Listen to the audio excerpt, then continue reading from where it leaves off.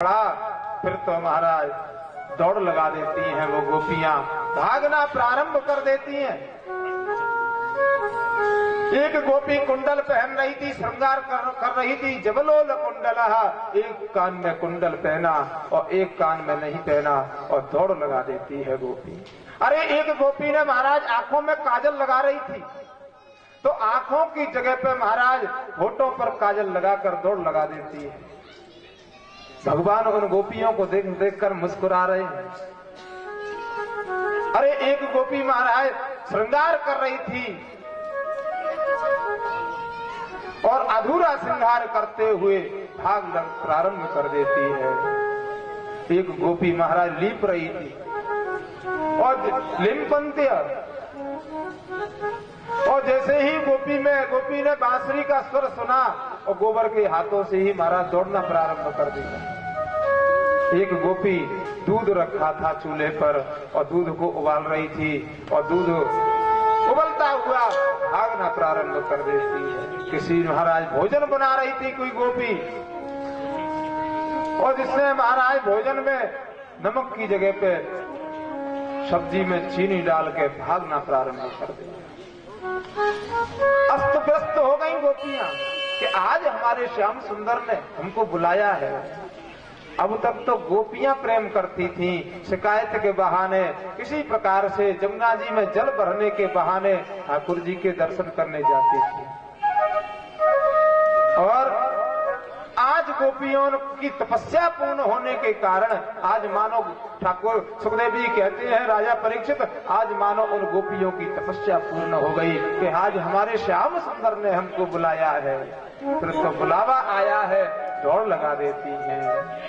सुखदेव जी वर्णन कर रहे हैं, लिम्पंत्यम प्रवजंत्योन्या अंजनते कांचलोचने व्यत्यस्त वस्त्र आभरणा कांचित कृष्णांत कम ययु। अस्त व्यस्त हो जाते हैं इनके आभूषण।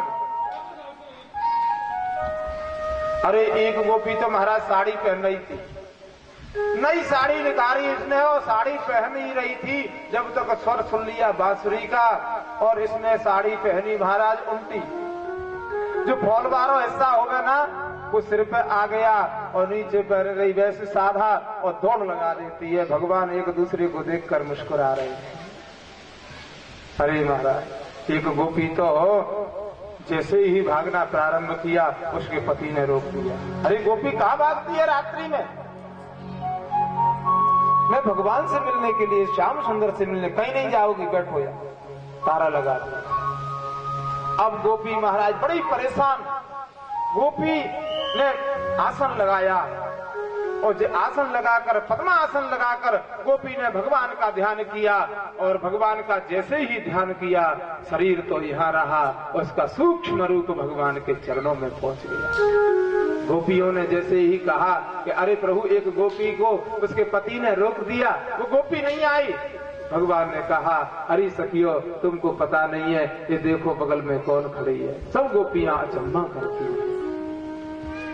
ये गोपियों का भाव था।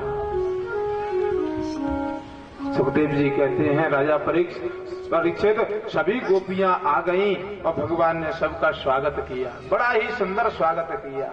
स्वागतम वो महाभागा प्रियम किं करवाणि बह मृस्यानामयम् कश्चित् ब्रूतागमन कारणम्। हे गोपियों, तुम्हारा स्वागत है, बहुत स्वागत है। आप पधारी, आपका बहुत स्वागत है। कि प्रियम किं करवाणि, अरे प्रियाओ, अरे सखियो, अरे गोपियों, तुम ये बताओ किस कारण से आए? तुम आई तो स्वागत है। फिर पूछते हैं, ठाकुर जी क्यों आई? क्या इस चांदनी रात को देखने आई? अब तुमने चांदनी रात देख ली, अब जाओ। कि नहीं, हम चांदनी रात नहीं देखने आए। तो क्या तुम मेरे दर्शन करने के लिए आए? आपने मेरे दर्शन कर लिए, अब जाओ। कि नहीं, हम दर्शन करने आपके भी नहीं आए।